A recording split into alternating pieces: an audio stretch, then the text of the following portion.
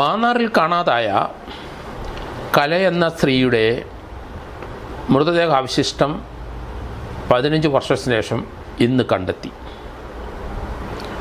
ആലപ്പുഴ മാന്നാറിലെ എരമന്തൂരിലെ അനിലിൻ്റെ ഭാര്യയാണ് കല. ഇവർ തമ്മിൽ പ്രണയവിവാഹമായിരുന്നു. കലയ്ക്ക് അന്ന് 20 വയസ്സ് കഴിഞ്ഞിട്ടുണ്ട്. രണ്ടുപേരും വിവാഹം കഴിച്ചു. അതിനുശേഷം അനിൽ വിദേശത്ത് പോയി മടങ്ങി വന്നു. അവർക്കൊരു കുട്ടിയുണ്ട്. അതിനുശേഷം അവർ തമ്മിൽ അഭിപ്രായ വ്യത്യാസം ഉണ്ടായി. അനിലിന് വേറെ വിവാഹം കഴിച്ചാൽ കൊള്ളാവുന്നതുണ്ട്, ഒരു കുട്ടിയുണ്ട്, തൻ്റെ കുട്ടിയെ ഇങ്ങ് വേണം എന്ന് അനിൽ പറഞ്ഞതായിട്ടാണ് പറയുന്നത്. എന്തായാലും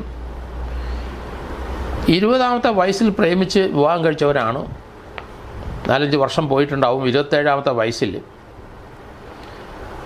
ആ കലയെ കാണാതെ പോയി. ഭർത്താവ് തന്നെ ഒരു കേസ് കലയെ മിസ്സിങ് എന്ന് പറഞ്ഞ രീതിയിൽ കൊടുത്തു. അവൾക്ക് വേറെ ചില പ്രണയബന്ധങ്ങളുണ്ടായി, അയാളുടെ സ്ഥലം വിട്ടു എന്നാണ് പറഞ്ഞു വരുത്തിയ കഥ. എന്തായാലും ഇതിനെ സംബന്ധിച്ച് പോലീസിൽ കൊടുത്ത അനിലിൻ്റെ മൊഴി പോലീസും നാട്ടുകാരും വീട്ടുകാരൊക്കെ വിശ്വസിച്ചെങ്കിലും അവരുടെ ഒരു കുഞ്ഞമ്മ, കലയുടെ കുഞ്ഞമ്മ പറയുന്നത് കല ജീവിച്ചിരിക്കുന്ന കാലം അവളുടെ മോനെ കാണാൻ വരില്ല. അനിലിൻ്റെ അമ്മയായിട്ട് അഭിപ്രായ വ്യത്യാസമുണ്ട്. അവർക്ക് സംസ്കാരമില്ലാത്തവരാണ്. പക്ഷേ അനിലിൻ്റെ പിതാവ് ഇവളോട് വലിയ സ്നേഹത്തിലായിരുന്നു എന്നും പറഞ്ഞിരുന്നു.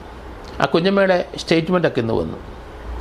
ഇന്ന് മാന്നാറിലെ അനിലിൻ്റെ എരമന്തൂരുള്ള വീട്, പുതിയ വീട് വെച്ചിട്ടുണ്ട്. വീടിനോട് ചേർന്ന് പഴയ വീടിൻ്റെ സേഫ്റ്റി ടാങ്കും കക്കൂസും ഒക്കെ കാണാം.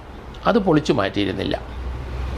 അതെന്തുകൊണ്ടാണ് പൊളിച്ചു മാറ്റാത്തത്? നല്ലൊരു പുതിയ വീട് വെച്ചപ്പം അതൊരു അശുഭലക്ഷം കാണിക്കത്തില്ലേ എന്നൊക്കെ പലരും ചോദിച്ചപ്പം അത് വാസ്തു അവർ ആയിട്ട് സംസാരിച്ചപ്പം അത് തൽക്കാലം അവിടെ നിൽക്കട്ടെ എന്ന് പറഞ്ഞതുകൊണ്ടാണ് വീട്, നല്ല പുതിയ വീടിന് അരോചകമായി തോന്നുന്ന ആ പഴയ കക്കൂസും ആ സേഫ്റ്റി ടാങ്കും ആ ഷീറ്റിട്ട ടോപ്പും ഒക്കെ അതേപടി നിലനിർത്തി പോകുന്നത്. ഇപ്പോഴ് നമുക്ക് മനസ്സിലാകുന്നത് ആ പുതിയ വീട് വെക്കുമ്പം ഈ സേഫ്റ്റി ടാങ്ക് പൊളിച്ചാൽ അതിനകത്ത് ഉള്ള കലയുടെ മൃതദേഹ അവശിഷ്ടം പുറത്തേക്ക് ചാടാൻ സാധ്യതയുള്ളത് കൊണ്ടാണ് അത് പൊളിച്ചു കളയാത്തതെന്നാണ് മനസ്സിലാകുന്നത്. ഈ കലയുടെ തിരോധാനമായിട്ട് ബന്ധപ്പെട്ട് അനിലിൻ്റെ സുഹൃത്തുക്കളും അനിലിൻ്റെ സഹോദരി ഭർത്താവും അവർ 4-5 പേര് ഈ കൊലക്കേസുമായിട്ട് ബന്ധപ്പെട്ടിട്ടുണ്ടെന്ന് ഒരു ഓമക്കത്ത് ആലപ്പുഴ SP ആയിരുന്ന ചൈത്ര തെരേസ ജോൺ ലഭിച്ചു. 2 മാസം മുമ്പാണ് ആ ഓമക്കത്ത് ലഭിച്ചത്. അതിനകത്ത് പറഞ്ഞിരിക്കുന്നത് കലയെ കൊന്നു അവിടെ കുഴിച്ചിട്ടിട്ടുണ്ട്. അത് 2 മാസം മുമ്പ് കിട്ടി. പോലീസ് അതേപ്പറ്റി അന്വേഷിച്ചപ്പം കല മിസ്സിങ്ങാണ്. ഏകദേശം 15 വർഷം മുമ്പ് മിസ്സിങ്ങാണ്. അതിനെ സംബന്ധിക്കുന്ന ഒരു കേസ് രജിസ്റ്റർ ചെയ്തിട്ടുണ്ട്. ഭർത്താവ് തന്നെയാണ് വാദിയായിട്ട് വന്നിരിക്കുന്നത്.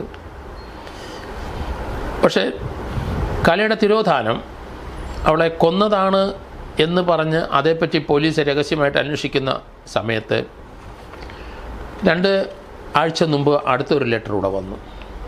അതിനകത്ത് വീടിനോട് ചേർന്നുള്ള പഴയ കക്കൂസിൽ തന്നെയാണ് കുഴിച്ചിട്ടിരിക്കുന്നതെന്ന് കൃത്യമായി പറഞ്ഞിരുന്നു. പോലീസ് അത് ആ വിവരം രഹസ്യമായിട്ട് അന്വേഷിച്ചു. ഇതുമായിട്ട് ബന്ധപ്പെട്ട 5 പേരെ കസ്റ്റഡിയിലെടുത്തു. അനിലിൻ്റെ സുഹൃത്തുക്കളായ സുരേഷ്, ജിനു ഗോപി, സന്തോഷ്, സോമൻ, പ്രമോദ്. അതിൽ പ്രമോദ് എന്ന് പറഞ്ഞ ആൾ അല്പം ക്രിമിനൽ പശ്ചാത്തലമുള്ള ആളാണ്. അനിലിൻ്റെ സഹോദരിയുടെ ഭർത്താവുമാണ്. ഏതായാലും 4-5 പേരെ പോലീസ് കസ്റ്റഡിയിലെടുത്തു. ജിനുവിനെ ചോദ്യം ചെയ്തു. ജിനു പറഞ്ഞു താൻ കൊലപാതകത്തിലെങ്കിലും ഇല്ല, പക്ഷേ മൃതദേഹം കൊണ്ടുപോയി ആ സേഫ്റ്റി ടാങ്കിനകത്ത് നിക്ഷേപിക്കുന്നതിന് സഹായിച്ചു എന്ന് പറഞ്ഞു. പോലീസ് അത് വിശ്വസിക്കേണ്ടി വന്നു. കാരണം അയാൾ സ്ഥലം കൊണ്ടേ കാണിച്ചു. പോലീസിനത് വിശ്വാസമായി. മൃതദേഹ അവശിഷ്ടം അവിടെ തന്നെ കാണും എന്നാണ് കരുതിയത്. അതുതന്നെയല്ല, 2 പോലീസിന് ഈ ഊമക്കത്ത് ലഭിക്കാനുള്ള കാരണം ഇപ്പം കസ്റ്റഡി എടുത്ത 4-5 പേരുടെ ആ കേസിനകത്ത് ഉൾപ്പെട്ട വിവരം ചോദ്യം ചെയ്ത് കഴിഞ്ഞപ്പോൾ അതിനകത്ത് പ്രമോദിൻ്റെ ഭാര്യയെ അടുത്ത ദിവസം ഇയാൾ ഭീകരമായിട്ട് മർദ്ദിക്കുകയും അവരെ കൊല്ലാനായിട്ട് അവരുടെ ദേഹത്ത് അയാൾ മണ്ണെണ്ണയോ ഏതോ ഒഴിച്ച് അവരെ കൊല്ലാൻ ശ്രമിച്ച ഒരു സംഭവം ഉണ്ടായി. അവരെ കൊല്ലുമെന്ന് പ്രമോദിൻ്റെ ഭാര്യയ്ക്ക് തോന്നിയുകൊണ്ട് അവർ തന്നെ ആയിരിക്കണം ഈ ഊമക്കത്ത് എഴുതി അവിടുത്തെ ആലപ്പുഴ ജില്ലാ SP-ക്ക് അയച്ചതെന്നാണ് കരുതപ്പെടുന്നത്. അതുതന്നെയല്ല, ഈ 5 സുഹൃത്തുക്കൾ പല സ്ഥലത്ത് പോയി മദ്യപിച്ചിരിക്കുന്ന സമയത്ത് ഈ കലയ്ക്കെന്ത് സംഭവിച്ചു എന്നുള്ള കാര്യത്തെപ്പറ്റി മദ്യപാനത്തിനിടയ്ക്ക് വെളിപ്പെടുത്തിയ ആരോ എന്നും കഥ പുറത്ത് വരുന്നുണ്ട്. ഏതായാലും പ്രമോദിൻ്റെ ഭാര്യയെ അയാൾ കൊല്ലാൻ ശ്രമിച്ചുകൊണ്ട് അവർ ജീവനെ പേടിച്ച് എന്നാൽ ഇവനിട്ട് തന്നെ ഒരു പണി ഇരിക്കട്ടെ എന്ന് കരുതിയിട്ടുണ്ടാകാം. അങ്ങനെയായിരിക്കാം ലെറ്റർ പോയത്. ഏതായാലും ഊമക്കത്തിന് പ്രസക്തിയേറി, അത് റിലയബിളാണ്, അത് വിശ്വസനീയമാണ് എന്നിപ്പം തോന്നി. ഈ അനിലിൻ്റെ വീടിൻ്റെ അവിടെ ഇന്ന് JCB കൊണ്ടുവന്ന് അവിടെ ആ പഴയ സേഫ്റ്റി ടാങ്കും ആ പരിസരവും എല്ലാം മാന്തി. അവിടെ എലന്തൂർ നമുക്കറിയാം നരബലി നടത്തിയ സമയത്ത് 1-2 മനുഷ്യരെ കൊന്ന് ആ പറമ്പിൻ്റെ പല ഭാഗത്തും നിക്ഷേപിച്ച വിവരം വർഷങ്ങൾക്ക് മുമ്പ് നടന്നതാണെങ്കിലും അത് കണ്ടെടുക്കാൻ പോലീസിനെ സഹായിച്ച സോമൻ എന്നൊരു വ്യക്തിയുണ്ട്. അദ്ദേഹമാണ് പോലീസിൻ്റെ കൂടെ നിന്നിട്ട് അവിടെ എല്ലാം കുഴിച്ച് ആ സ്ഥലങ്ങളെല്ലാം കണ്ടെത്തി മനുഷ്യ ശരീരത്തിൻ്റെ അംശങ്ങൾ മുഴുവൻ അത് കൃത്യമായിട്ട് കണ്ടെടുക്കാൻ സഹായിച്ച വ്യക്തി സോമനാണ്. ആ സോമനെ തന്നെ ഇപ്പം പോലീസ് ചെങ്ങന്നൂർ DYSPയും ആലപ്പുഴ SP-യും ഇവിടെ ഈ മാന്നാർ കൊണ്ടുവന്നു. സോമൻ്റെ ഒരു സുഹൃത്തിൻ്റെ സേവനം വളരെ വിലപ്പെട്ടതായിട്ട് നമുക്ക് ആ CCTV ദൃശ്യത്തിൽ നിന്ന് കാണാം. കാരണം ആ സേഫ്റ്റി ടാങ്കിനുള്ളിൽ ആ ചെളിയും അവശിഷ്ടങ്ങളും എല്ലാം അദ്ദേഹം വാരി കൃത്യമായിട്ട് അത് ഒരു നെറ്റിനകത്തിട്ട് അരിച്ചു പിറക്കുന്നത് നമ്മൾ കണ്ടു. എന്തായാലും മൃതദേഹാവശിഷ്ടം 15 വർഷം മുമ്പ് കുഴിച്ചിട്ടതിൻ്റെ ആണ് ലഭിച്ചെങ്കിലും മിക്കവാറും ശരീരത്തിൻ്റെ എല്ലാ ഭാഗങ്ങളും മണ്ണിനോട് ലയിച്ചു പോയിട്ടുണ്ടാവാം. എല്ലിൻ്റെ ചില കഷ്ണങ്ങൾ മാത്രം ലഭിച്ചിട്ടുണ്ടാകാം. കാരണം 15 വർഷം ഈ കക്കൂസ് മാലിന്യക്ക് ഇടയ്ക്ക് കിടന്നാൽ തീർച്ചയായിട്ടും കെമിക്കലായിട്ടുള്ള വലിയ റിയാക്ഷൻസ് അതിനകത്തുണ്ടാവും. അങ്ങനെ വർഷങ്ങളോളം നിലനിൽക്കുന്ന ആ അസ്ഥി കൂടത്തിൻ്റെ ചില ഭാഗങ്ങൾ അതുവരെ ഇപ്പം ലയിച്ച് മണ്ണിനോട് ചേർന്നിട്ടുണ്ടാവും. എങ്കിലും മുടിയും നഖവും പല്ലും തീർച്ചയായിട്ടും അരിച്ചു പറിക്കാൻ ലഭിക്കും എന്ന് നമുക്കറിയാം. അങ്ങനെ ഇവിടെ അത് അരിച്ചു പറക്കിയിട്ടുണ്ട്. ചില അവശിഷ്ടങ്ങൾ സോമൻ എടുത്ത് നെറ്റിനകത്തും അത് കഴുകി വൃത്തിയാക്കുന്നത് നമ്മൾ കണ്ടു. അതിൻ്റെ അകത്തൊരു മുടിയുടെ അംശങ്ങളുണ്ട്, നീളമുള്ള മുടിയാണ്, അതും ലഭിച്ചിട്ടുണ്ടെന്ന് തോന്നുന്നു. പിന്നെ പല്ലിൻ്റെയും ചില എല്ലിൻ്റെ കഷ്ണങ്ങളും നഖത്തിൻ്റെ കഷ്ണങ്ങളുമൊക്കെ ലഭിച്ചിട്ടുണ്ടാവുമെന്നും കരുതുന്നു. അങ്ങനെയുള്ള ചില കറുത്ത അംശങ്ങൾ അവിടെ കിടക്കുന്ന കണ്ടു. ആ കൂടെ ഇവൾ ധരിച്ചിരുന്ന ഒരു വളയിൽ ലഭിച്ചു ആ സേഫ്റ്റി കക്കൂസിനകത്തുനിന്ന്. എന്തായാലും ഇത് DNA പരിശോധനയിൽ തീർച്ചയായിട്ടും ഇത് ഈ പെൺകുട്ടിയുടെ തന്നെയാണ്, കലയുടെ തന്നെയാണ് എന്ന് കണ്ടെത്തുന്നതിന് വിഷമമുണ്ടാവുമെന്ന് എനിക്ക് തോന്നുന്നില്ല. അത് 15 വർഷത്തിന് ശേഷം ഒരു കേസ് തെളിവിലേക്ക് കൊണ്ടുവരുന്നത് പോലീസിനൊരു പൊൻതോല് തന്നെയാണ്. അത് ആ DYSP ചെങ്ങന്നൂരും അദ്ദേഹത്തിൻ്റെ സേവനവും അദ്ദേഹത്തിൻ്റെ കൂടെയുള്ള ആ ടീമിൻ്റെ സേവനമൊക്കെ വിലപ്പെട്ടതാണ്. ആലപ്പുഴ SP ചൈത്ര തെരേസ ജോണിൻ്റെ ഡയറക്ഷൻ അനുസരിച്ചും അവർക്ക് ലഭിച്ച കത്തിന് കാര്യമായ ചില അർത്ഥങ്ങളുണ്ടെന്ന് കണ്ടെത്തിയതുമൊക്കെ അവരുടെ ചിന്തയിൽ നിന്ന് വരുന്ന കാര്യങ്ങളായിരിക്കാം. എന്തായാലും പുതിയതായി പണിത വീടിൻ്റെ ചേർന്ന് ഒരു പഴയ ശുചിമുറി എന്തുകൊണ്ട് പൊളിച്ചു മാറ്റിയില്ല എന്ന പ്രസക്തമായ ചോദ്യത്തിൻ്റെ ബുദ്ധിപൂർവ്വം ഒരു ഉത്തരം തന്നെയാണ് അവിടെ തന്നെ ഡെഡ് ബോഡി ഉണ്ടാകാനുള്ള സാധ്യതയെന്ന് പോലീസ് ആ രീതിയിൽ ചിന്തിച്ചിട്ടുണ്ടാവണം. അങ്ങനെ തന്നെയാണ് അവിടെ കണ്ടെത്തിയതും. ഏതായാലും വളരെ വിലപ്പെട്ട ഒരു തെളിവുകൾ അവിടുന്ന് മൃതദേഹാവശിഷ്ടത്തിൻ്റെ കൂടെ നമുക്ക് ലഭിച്ചു എന്നാണ് നമുക്ക് മനസ്സിലാകുന്നത്. അതുകൊണ്ട് ഈ കേസ് തീർച്ചയായിട്ടും ഒരു കൺവിഷനിലേക്ക് പോകും.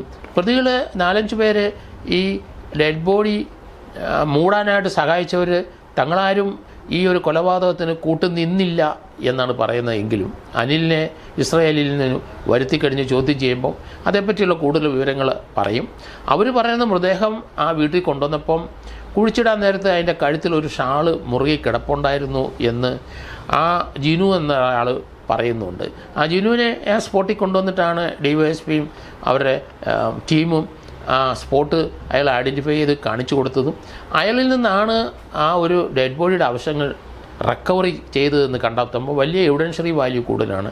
27 എവിഡൻസ് ആക്റ്റാണ് പഴയ നിയമത്തിനകത്തുള്ള 27 എവിഡൻസ് ആക്ടിൻ്റെ വലിയ വിലപ്പെട്ട ഒരു കണ്ടെത്തലാണ് അത്. എന്തായാലും ആ കൊലപാതകത്തിൽ ഞങ്ങൾ പങ്കില്ല. ഇത് ഇവർ അനിലും ഈ കലയും കുട്ടികളുമായിട്ട് അവർ ആലപ്പുഴയിൽ പോയി, കുട്ടനാട്ട് പോയി, അവിടെയൊക്കെ സുറ്റി സഞ്ചരിച്ച ശേഷം അവർ മടങ്ങി വന്നപ്പം കല കൊല്ലപ്പെട്ട നിലയിലായിരുന്നു. അത് ഇവിടെ മൂടിയിടാനായിട്ട് ഞങ്ങൾ സഹായിച്ചു എന്നാണ് അവരുടെ വാദഗതി. അദ്ദേഹം മൃതദേഹം കുഴിച്ചിടാൻ മൂടിയെന്നല്ലാതെ കൊലപാതക തങ്ങൾക്കാർക്കും പങ്കില്ല.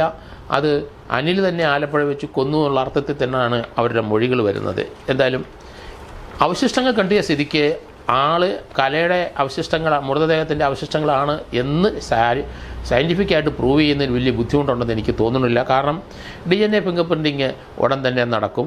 അത് തന്നെയുമല്ല, ശാസ്ത്രീയമായി അതിനൊരു കൺക്ലൂസീവ് പ്രൂഫ് ഉള്ളതുകൊണ്ട്, ഏതായാലും അയാളുടെ വീടിൻ്റെ പരിസരത്ത് നിന്ന് തന്നെ ഡെഡ് ബോഡി ലഭിച്ചതുകൊണ്ടും അത് ചൂണ്ടിക്കാണിച്ച് ഇതുമായിട്ട് സഹകരിച്ച ഈ കൊലപാതകത്തിനോ അല്ലെങ്കിൽ ഡെഡ് ബോഡി മൂടുന്നതിനോ സഹകരിച്ച ജിനു എന്ന ഒരാളുടെ മൊഴിയുടെ അടിസ്ഥാനത്തിലായതുകൊണ്ട് കേസ് വളരെ പ്രസക്തമാവും. ഇതിനകത്ത് പ്രതികൾ ശിക്ഷ വാങ്ങാനുള്ള എല്ലാ പഴുതുകളും അടച്ച് പോലീസ് കുറ്റച്ചാർജ് കൊടുക്കും എന്നാണ് ഞാൻ കരുതുന്നത്.